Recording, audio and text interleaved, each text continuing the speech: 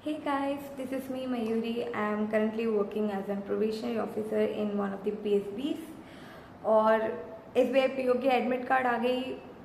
I know बहुत ज़्यादा excitement है, डर है, बहुत सारी फीलिंग्स है, क्योस चल रहा होगा। तो मैं तुम लोग को लास्ट वीक में तुम लोग क्या कर सकते हो कि तुम्हारी स्कोर एकदम बढ़िया बूस्ट हो जाए वो बताऊंगी। सो वीडियो पूरी देखना। सो बेसिकली 7-8 दिन ही बचे हैं पेपर को। सो अब भी अगर कोई मेंस और प्री साथ में कर रहा है, भाई पूरी तरीके से प्रीलिम्स में स्विच कर जाओ, क्योंकि यही वाला हफ्ता है जो तुम्हें आर पार कर सकता है। देखो मुझे पता है तुम सारे के सारे बहुत ज़्यादा ऑलरेडी प्रिपेयर्ड हो, सिलेबस कंप्लीट है, बहुत सारे मॉक्स दे चुके होगे, बट ये आखिरी वीक का कंट्रोल में ले लिया ना, पेपर सच में निकल जाएगा। देखो बहुत ही ज़्यादा शॉर्ट में बताऊंगी तुम्हें, करनी केवल 2 चीज़ है। एक इंग्लिश की प्रैक्टिस, क्योंकि इंग्लिश का वेटेज बहुत ज़्यादा है, और दूसरा मॉक। तुम्हें दिन में 3 मॉक देने, एक सुबह उठते के साथ दोगे। दूसरा, जब आपका एडमिट कार्ड आ गया, आपका जिस भी स्लॉट में दिया हुआ है ना, जो भी टाइम रिपोर्टिंग टाइम दी हुई है, उससे 1 घंटा बाद, मान लो अगर आपकी 1 बजे वाली रिपोर्टिंग है, अब 2 बजे से 3 बजे तक पेपर देने दोगे। एक उस टाइम दोगे और एक रात में सोने से पहले, बस सोने से जस्ट पहले एक मॉक दोगे। 3 मॉक देनी है, अच्छे से एनालिसिस करना है। ऐसा नहीं कि मॉक दे के छोड़ दिया, मॉक दे के नहीं छोड़ना है। अगर 3 नहीं बने तो 2 दे लेना, लेकिन मॉक की एनालिसिस जरूर कर लेना। मॉक देनी है, एनालिसिस करनी है, इंग्लिश की प्रैक्टिस करनी है। अब मैं बताती हूँ करना क्या है तुमको एग्जैक्ट। सबसे पहले सुबह उठते एक मॉक दिया। अब एनालिसिस करने बैठो तो ये देखना कि ऐसा कौन सा क्वेश्चन है, ऐसा तो नहीं कि कोई इजी वाला क्वेश्चन था और हमने उसे छोड़ दिया, अटेम्प्ट नहीं किया, या फिर हम कोई क्वेश्चन लेके बैठे और वो उस पर ज़बरदस्ती बहुत ज़्यादा टाइम वेस्ट कर दिया, मतलब वो इतना हार्ड था भी नहीं बट कैलकुलेशन में टाइम लगा दिया, या किसी पैसेज को हमने बहुत धीरे पढ़ा, या हमने लास्ट के 1-2 मिनट हम यूटिलाइज ही नहीं कर पाए, हमारा क्वेश्चन सिलेक्शन ऐसा था। ये देखना है। अब मान लो कोई क्वेश्चन है जो दिखा, जो टाइप तुमने कभी करा ही नहीं है, या वो कोई चैप्टर तुमने नहीं छुआ है, अभी छोड़ रखा है, उसको मत करने बैठना, ठीक है। लास्ट का 1 हफ्ता नया पढ़ने के लिए नहीं है। All you have to do is, जो चैप्टर तुमने पढ़े हुए हैं, जिन चीज़ों पे तुम्हें कॉन्फिडेंस है, उसे एकदम पॉलिश करना है। उसे इतना पॉलिश करना है कि उस वहाँ से अगर कुछ आए तो तुम्हारा बनना चाहिए बेसिकली। उसे छोड़ के मत आना। और जो नहीं छुआ है उसे बिल्कुल मत बैठना कि अभी हाँ चलो 1 हफ्ता है, हम 2 दिन लगा के नया चैप्टर कर लेंगे। नहीं, मत करना, टाइम वेस्ट होगा तुम्हारा, ठीक है। एनालिसिस करके ख़त्म किया, 1 घंटे का पेपर, आधा घंटा 40 मिनट लगा के तुमने एनालिसिस कर लिया।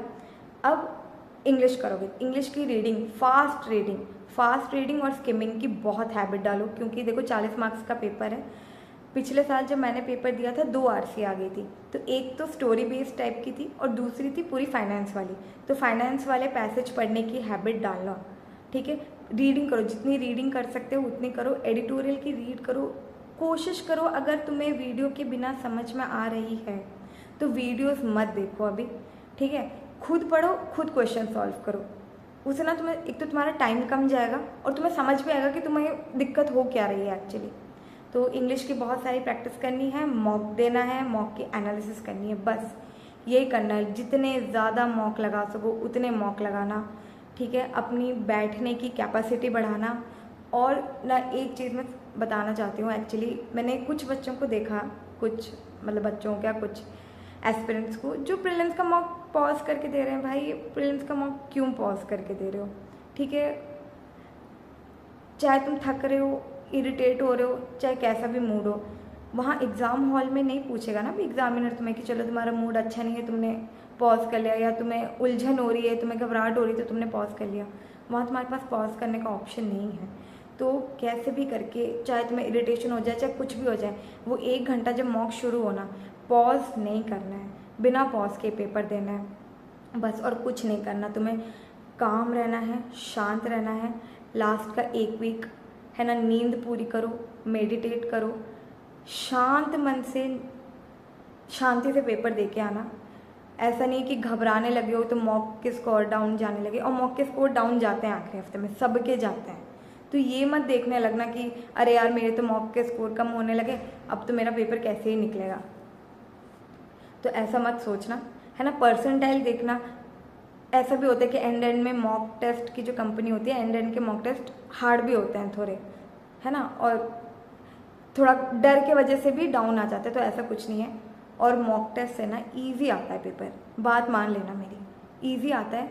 मॉक में जितने भी आ रहे हैं ना 7-8 नंबर ज़्यादा ही आ जाएंगे तुम्हारे पेपर में, तो बिल्कुल परेशान मत हो, सिर्फ मॉक दो, इंग्लिश की प्रैक्टिस करो। इंग्लिश का चाहे कोई PDF उठा के टाइमर के साथ कर लो या फिर सेक्शनल लगा लो, बट टाइमर के साथ ही करना, कोशिश करना। कोई पैसेज उठाया है तो 2 मिनट का टाइमर दो कि तुम 2 मिनट में पूरा पैसेज पढ़ के उसके क्वेश्चंस देख ले रहे हो, इतनी स्पीड बनानी है। करना बेसिकली कि पैसेज को छोड़ के जो बाकी मिसलेनियस टॉपिक्स हैं उनको पहले अटेम्प्ट कर लेना, है ना। पैसेज को एंड के लिए रखना, ऐसा नहीं होना चाहिए कि पैसेज में तुम्हें बहुत ज़्यादा टाइम लग गया और उस चक्कर में जो छोटे छोटे क्वेश्चंस हैं, फिलिप्स हैं, ग्रामर वाले क्वेश्चंस हैं, एरर वाले हैं, वो छूट जाएं बेमतलब।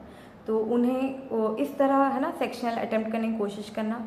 और क्वांट में सबसे मेन चीज़ है ना, 1 लाइनर नहीं आते हैं, 2-3 क्वेश्चन आते हैं, 3 क्वेश्चन आए थे पिछले साल बस। तो बहुत ज़्यादा 1 लाइनर, है ना, कि पता चला सिंप्लीफिकेशन किए जा रहे हो, क्वाड्रेटिक किए जा रहे हो, नहीं, उस पर टाइम मत लगाना। हाँ, आधा घंटा रखना कैलकुलेशन प्रैक्टिस के लिए। ऐसा नहीं होना चाहिए कि अर्थमेटिक या DI करते टाइम तुमने कैलकुलेशन में बहुत ज़्यादा टाइम लगा दिया है। बाकी बेसिकली अर्थमेटिक और DI की प्रैक्टिस करो, पजल्स की बहुत ज़्यादा प्रैक्टिस करो, सिलॉक्स के अगर तुमको ईदर और वगैरह में थोड़ा डाउट है तो उसे देख लो। बाकी मॉक लगाओ, इंग्लिश की प्रैक्टिस करो, पजल्स करो, अर्थमेटिक और DI सॉल्व करो, यही करना है भाई। देखो लास्ट का 1 हफ्ता है, ठीक है, अपने सारे दुख दर्द, घर, दोस्त, सबको भूल जाओ, बस याद रखो कि मैं और मेरा पेपर, क्योंकि एक बार पेपर अच्छे से निकल गया ना बहुत खुशी होती है। लेकिन अगर फालतू की स्ट्रेस लेके या फालतू किसी झंझट की वजह से प्रिपेयर होते हुए भी कि तुम तैयार हो, तुम्हें पता है तुम्हारी तैयारी अच्छी है, बट तुमने फालतू का स्ट्रेस लेके पेपर ख़राब कर दिया ना, बहुत रिग्रेट होता है और ये फिर सीधे अगले साल आएगा। तो बेमतलब की ओवर थिंकिंग करके पेपर ख़राब मत करना।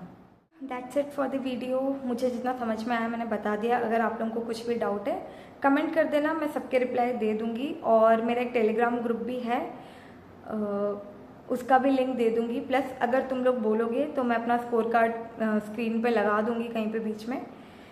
बाकी जैसा भी रहेगा, है ना, ऑल द बेस्ट। अच्छे से प्रिपेयर करना, लास्ट का 1 वीक है, काम रहना, शांति से रहना, सब बढ़िया होगा। चलो बाय बाय।